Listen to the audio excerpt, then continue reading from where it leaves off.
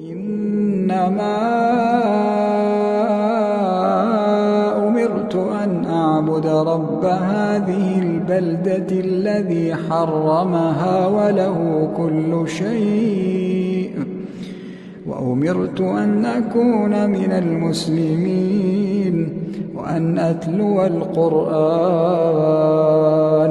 فمن اهتدى فإنما يهتدي لنفسه، ومن ضل فقل إنما